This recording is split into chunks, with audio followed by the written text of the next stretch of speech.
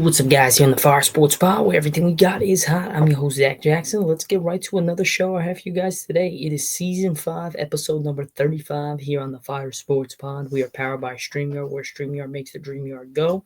Ladies and gentlemen, this is our final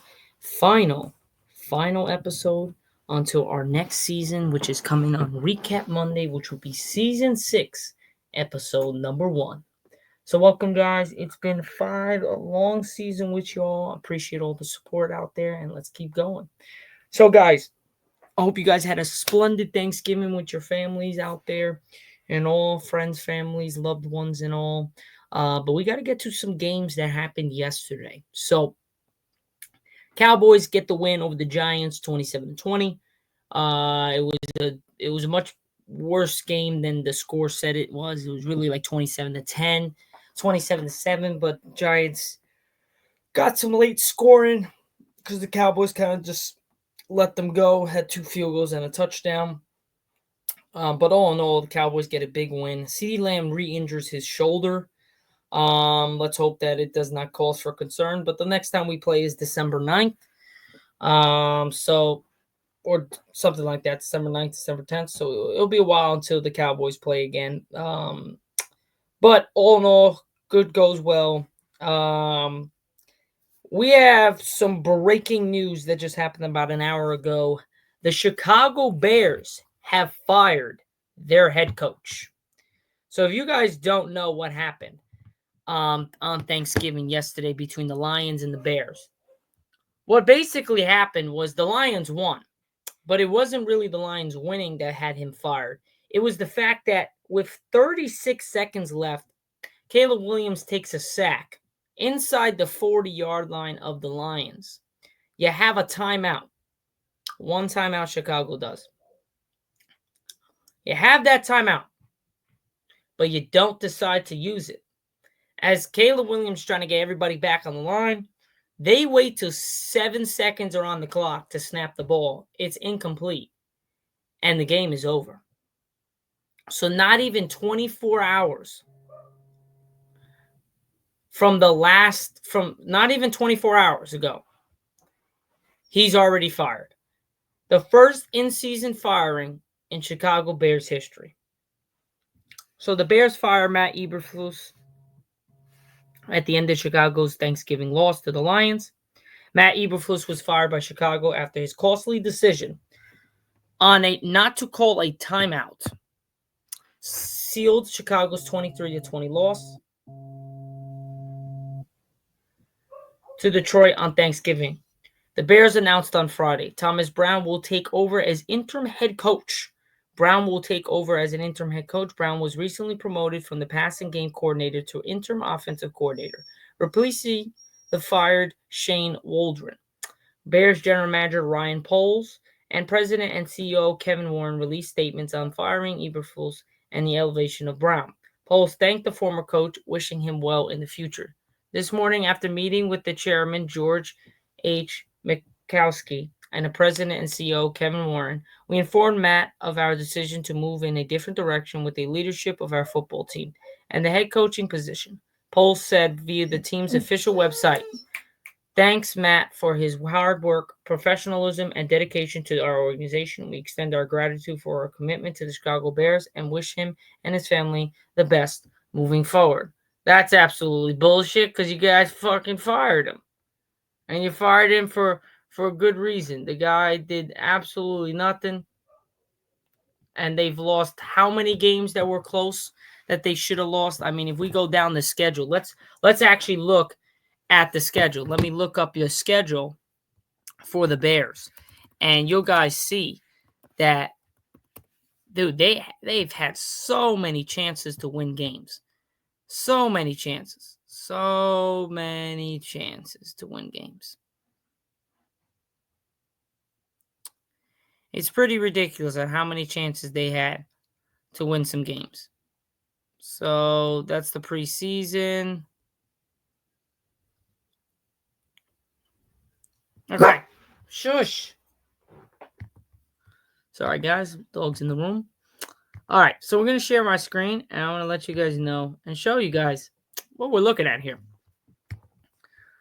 So we look at this right here, right? We have first game of the season, Bears versus Titans. Bears win. They start 1-0. Caleb Williams didn't have the best of games, but they get the win. Then they lose a close one to the Texans where offense was a non-negotiable, and they really did absolutely nothing. I lost 19-13. Okay, 1-1. Then they lose by 5 points to the Colts. They should have won that game. Then they beat the Rams in a great game. They beat the Panthers. Then they take on the Jaguars. They kill the Jaguars. Then the Bears take on the Commanders. The Bears lose to the Commanders with some. They lose to the Commanders in a very close at bat, losing 18-15, which, to be honest, they shouldn't have lost because they had that game as well. So if you look at it, they've had a lot of time. They have a lot of games where they should have won, but they sadly couldn't get the job done. So at the same time, the Bears lose. The Bears lose to the Commanders off that Hail Mary that was tipped in. So they lose that game pretty badly. Then they take on the Cardinals. They get absolutely trampled by 20. Then they take on the Patriots. They only score 3 points, and they lose 19-3. Then they take on the Packers. They have a chance to kick the field goal to win. The Packers block the field goal. Then just the past week, they took on the Vikings, which they scored 11 points in 28 seconds, came back, and then in overtime, they lost 30-27. And then just yesterday, they had another chance inside the 40-yard line, inside the other team's 50-yard line. They have it at the 30, get a sack, still got a timeout. They can still play for overtime. Matt Eberflus doesn't call a timeout. Caleb Williams, yes, he's a rookie, but still, you got to know in that position what the hell you're doing. And they decided not to take the timeout, and then they lose the game. So if you look at it, the Commanders game, they should have won. The Packers game, they should have won. The Vikings game, they should have won. The Lions game, that's 1, 2, 3, 4. That's 4 games that they should have won. And then they lost to the Colts and they lost to the Texans. So technically, they should have a winning record, not now, not a losing record. Just shows you either how bad the coaches are, and there's no really communication in that field of play, which has got to be much better for the foreseeable future if they want to start winning and taking things to the next level. But all in all, I mean, I think the Bears are a good team. They're good enough to win games. They're good enough to put pressure on these top teams. I mean, the Lions are 11-1, a formidable opponent, especially, and they were able to take them down to the wire. And if it wasn't for some stupid coaching, and if it wasn't for also Caleb Williams not understanding where the clock is, we're talking about a totally different ball game.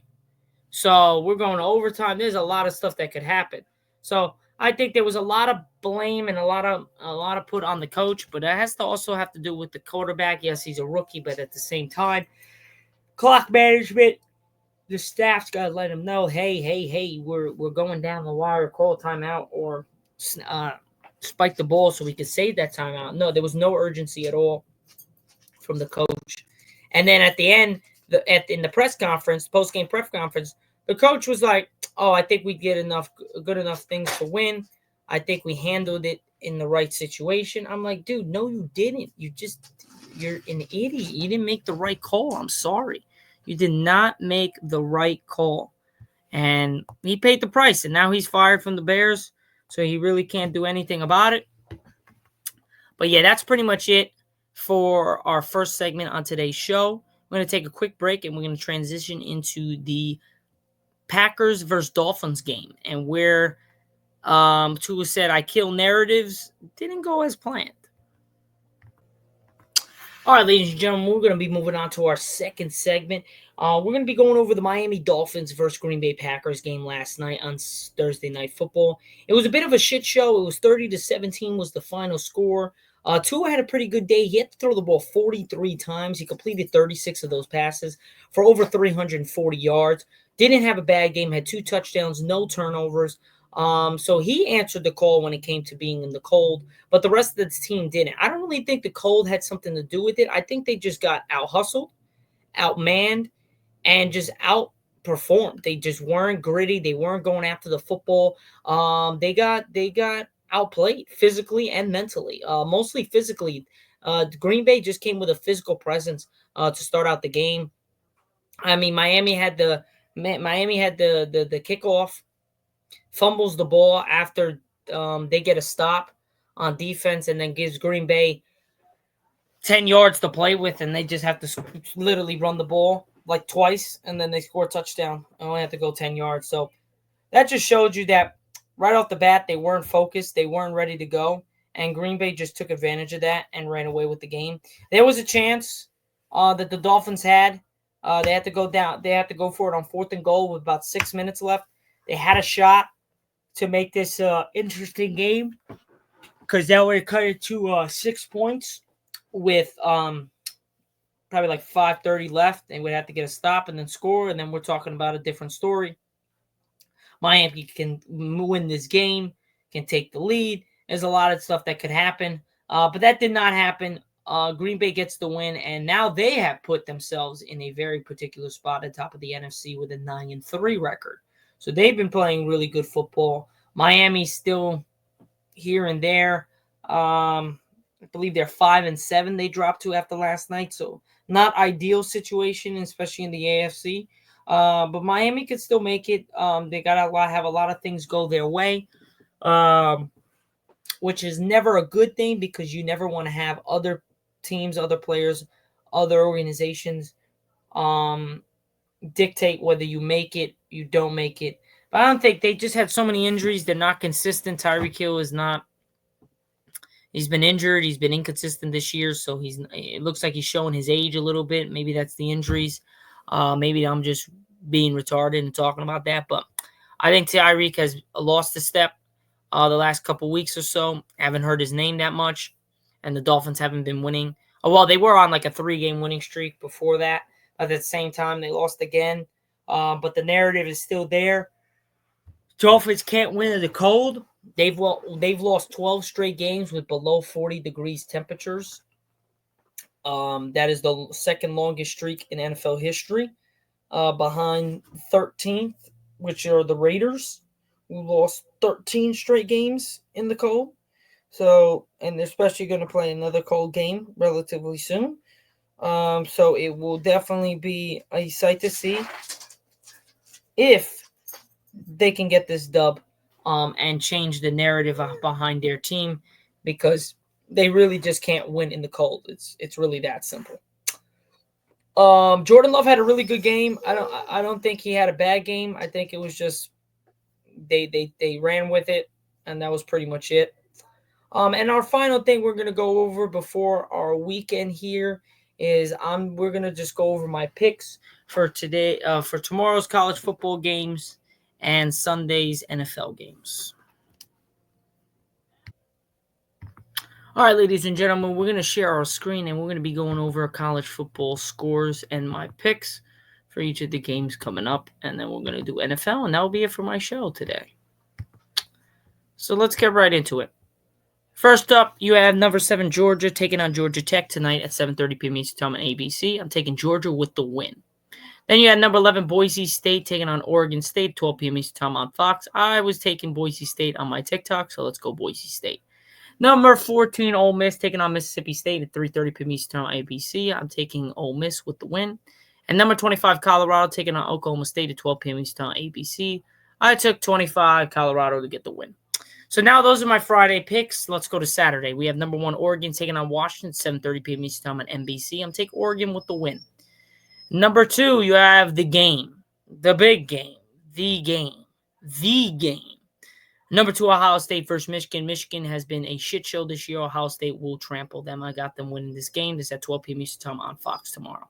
Then you have number 3, Texas taking on number 20, Texas A&M. I'm taking Texas with the win. This is at 7:30 p.m. Eastern Time on ABC. Then we have number 4, Penn State taking on Maryland at 3:30 p.m. Eastern Time. I'm taking Penn State with the win. We have number 5, Notre Dame at USC at 3 p.m. Eastern Time on CBS. I'm taking Notre Dame with the win. You have number 6, Miami, Florida at at Syracuse at 3:30 p.m. Eastern Time on ESPN. I'm taking Miami with the win. Then you have number 8, Tennessee, taking on Vanderbilt, 12 p.m. Eastern Time on ABC. I'm taking Tennessee with the win. Number 9, SMU, taking on Cal. I'm taking SMU with the win. It's on ESPN2 at 3:30 p.m. Eastern Time. Then you have number 10, Indiana, taking on unranked Purdue at 7 p.m. Eastern Time on FS1. I'm going to take number 10, Indiana with the win. Then you have number 12, Clemson, taking on number 15, South Carolina. It's a little bit of a toss-up, but I'm going to take the Clemson Tigers with the win. This is at 12 p.m. Eastern Time on ESPN. And number 13, Alabama, taking on Auburn. I'm going to take Alabama with the win. This is at 3:30 p.m. Eastern Time on ABC. Don't be surprised if Auburn could get that upset win. Number 16, Arizona State at Arizona. I'm going to take Arizona State with the win at 3:30 p.m. Eastern Time on Fox. And you have number 18, Iowa State, taking on number 24, Kansas State. I'm going to take Iowa State with the win. It's at 7:30 p.m. Eastern Time on Fox. And then you have number 19, BYU, taking on Houston at 10:15 p.m. Eastern Time on ESPN. I'm going to take BYU with the win. Number 21, Missouri, taking on Arkansas at 3:30 p.m. Eastern Time. I'm going to take Missouri with the win.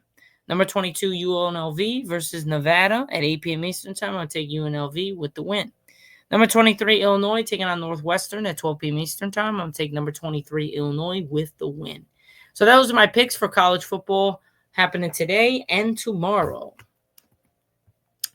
Now we're going to go into my NFL games and my picks for each of those games.